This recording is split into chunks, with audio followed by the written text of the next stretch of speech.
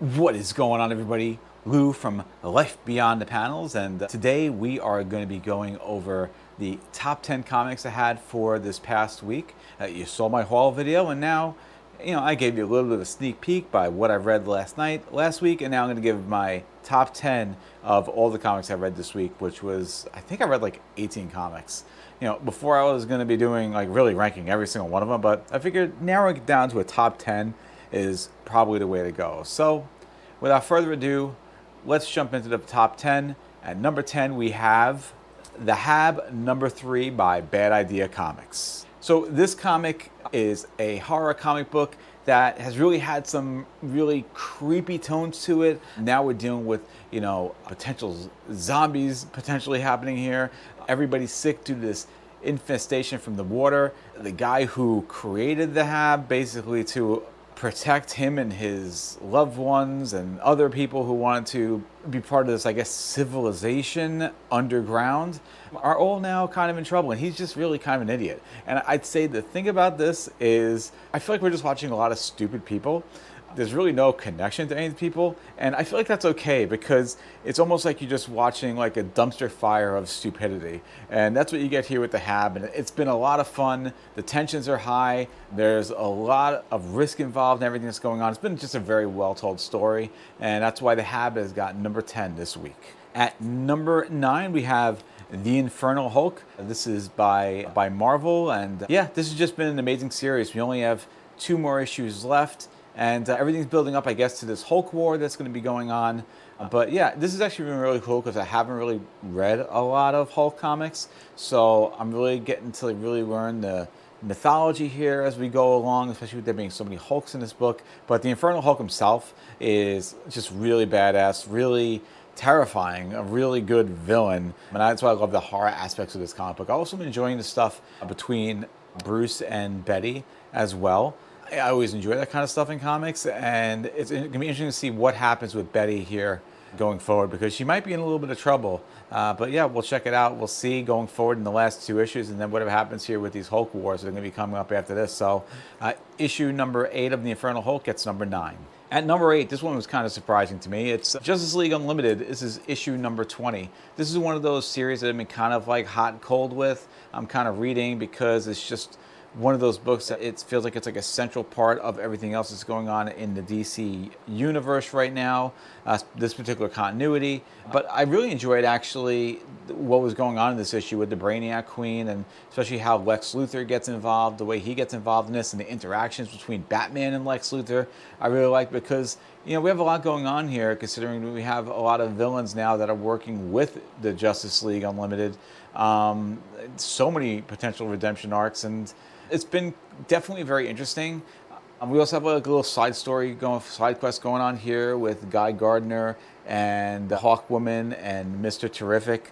That really nothing much has been happening in that yet. So I'm really more invested in what's going to be happening now with the Brainiac Queen. So I thought it was actually a really good issue, probably one of the best issues we've seen in a while from Justice League Unlimited, and that's why it got number 8 on the top 10 countdown. And number 7, we have X-Men issue number 32 by Jed MacKay. I've been enjoying this comic. This is definitely an issue that is really now setting us up for this DX event that's coming up. We have this really awesome thing happen here with Magneto, that he actually takes this DX shot and making him that he's almost like the Magneto of old. He's out of his chair, and yeah, it's going to be interesting to see what happens with him now that he is out of the chair. We also had some really cool stuff surrounding 3K in this as well. So I'm really very interested to see where we're going with this. Really enjoyed this little 2-part story arc here in X-Men issue number 32. And we're just close that out. And, now we'll see what happens next. So yeah, X-Men issue number 32 finishes 7th in the top 10. Coming in at number 6, we talked about this one last week. This is The Flash, issue number 34. I just love the whole create your own adventure thing that they had in this book. This book just continues to be nice, lighthearted, fun. And yeah, it's going to be interesting to see where this goes. We've been pretty much doing a bunch of one-and-done stories, which is similar to what Ryan North did over in the Fantastic Four. So I've already told you what I thought about this comic book. I'm loving it, and this week it gets number 6 on the countdown. So number 5 becomes a complete shock to me. I did not see this coming at all. I thought this book was going to be terrible, and that is going to be Ultimate Endgame number 5. If you would have told me before the start of the week this would have been one of my top 10 books, I would have told you were crazy, and I would have told you to stop watching the video. But I'm not going to do that. Actually, you know what I am going to tell you? If you guys could do me a favor, I know you guys are shocked by this, click that subscribe button, click the like button, click the bell icon, because you know what? It's going to help out the channel. But anyway, Ultimate Endgame number 5, and I'm going to piggyback off of this also Ultimate Finale. I'm just kind of going to group those two together. Super shocked. This actually had a very satisfying conclusion to the Ultimate Universe. Maybe the end of the Ultimate Universe. We're kind of teased at the end of Finale that maybe it's not all done yet.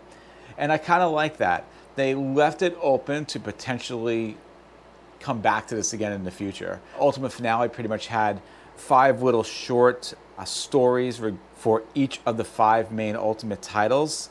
And some of them felt like closure, other ones felt like the start of a new story arc, and I thought that was really interesting. But really happy how Ultimate Endgame finished up. If you guys read it, let me know. Were you happy with how it finished up? Overall, I don't think the miniseries was very good, but at least we got a good, satisfying ending to the whole Ultimate story. I want to say Ultimate Universe, but the whole Ultimate storyline as a whole. So yeah. Ultimate Endgame, probably the shocker of the week here, coming in at number 5 on the countdown. So this was a stacked week of books. I read so many good books this week where even some books that were outside the top 10 were still amazing books. And that includes a book like Absolute Superman, which didn't even make the top 10, and yet I still love that book. But this book, not being number 1, again, just tells you how stacked and amazing this week was. And that's going to be Superman issue number 39. This was classic. I mean, this has been such a great run, and especially this latest arc with Superboy Prime. Everything has been so amazing in this book. The fact that we get all the comic book references, and the fact that there was one point in the book where you can even see it here on the cover, he was being thrown into all these different genres in this book by, oh man, what was the name of the villain? Manchester Black, I think, is the name of the villain, which is not a villain I was really too familiar with. Put him in a situation where he was throwing him into different comic books with different genres, and there was a funny Tom King reference in this book as well. And yeah, this has been an amazing book. This was another amazing issue. The Dan Moore artwork, of course, even like as if the writing wasn't good enough, then you get Dan Moore artwork in the process as well. So this is really good. It wasn't good enough to be number 1. It comes in at number 4, but still just an amazing, amazing book. Coming in at number 3 on the countdown is going to be Absolute Wonder Woman what number is it? Number 21 already. Holy crap.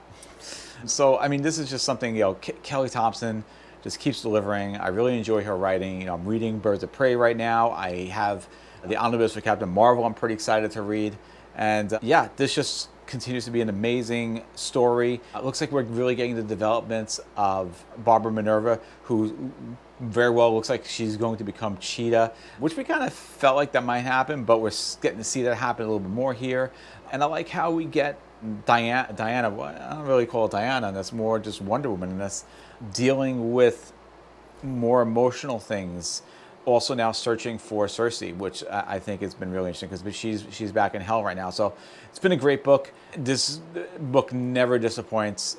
So it gets number 3 this week on the countdown. Number 2 on the countdown, one of my favorite books. I'm always excited to come out every single week, and that is American Caper. In fact, I have to give a shout out to Absurd Adventures, who actually commented on my video for when I did my pull list, not my pull, my haul video last week. They actually commented on the video, which I thought was pretty awesome. So thank you guys. It's such a fantastic book. You want to talk about a book that's like about amazing character work. Every single character in this book that you follow has such an interesting story behind them. But like at the beginning of this book, you get the main character, and he's just in this he's in one of those hotel rooms that the bed sheets are not clean. Let's just put it that way. You get more amazing stuff with the neighbor. His name is the name is is something with an O. is leaving my brain right now. What's the right words? Anyway, the book is just so good, and we get this nice little cliffhanger at the end. It does really kind of remind me a little of Ozark. That I'm actually nervous reading this book because I feel like we're going to have a major character death at some point pretty soon. And I feel like nobody is safe here. And now, like, looks like we have like the cartel involved in this here. There's so many moving pieces, and they're moving like in their own little stories. And I feel like we're about to have this huge collision with everybody. And I think it's going to be chaotic and it's going to be amazing all at the same time. So yeah, American Caper, again, definitely check this out. It's number 2 on the countdown by Dark Horse. But number 1, we have from Image Comics, Escape number 8. Number 8. And I mean, I can't continue to tell you guys how amazing this book is by Rick Remender. Probably one of the most underrated books, probably the best book that nobody's reading. The pacing in this book is insane. It's an intense book. It's like you're holding your breath while you're reading this book as you follow Milton and everything that's going on. I believe did I talk about this book? I believe I talked about this book on what I read last week. So maybe not much more I need to really add to it, but it really does bring up that question mark of who is the enemy, who's the hero. And yeah, I love it. Escape, just amazing book, and it gets number 1 this week for me. Just an amazing book in a stacked week. So that tells you how good this book is. It was a stacked week, and yet this one is right on top at number 1. So aside from reading all those books, I also read my omnibuses at night, and I finished up the first arc of the new Teen Titans Omnibus, issues 1 through 6, and I gotta say again, such an amazing omnibus. I'm so excited to continue reading it. Although the way I work with my omnibuses, I read story arcs and then I move on to the next one in my 4 omnibus rotation. So now I'm back to reading Ultimate Spider-Man volume number 1. But for a comic that came out in 1980, for it to read so smoothly, even though it's still dense because the comics that back then they had a lot more words, so they take longer to read. You take one comic from 1980 compared to a comic from today's modern comics, you can read 2 comics in the time you would read that one. Sometimes even 3 comics in the time you read that one.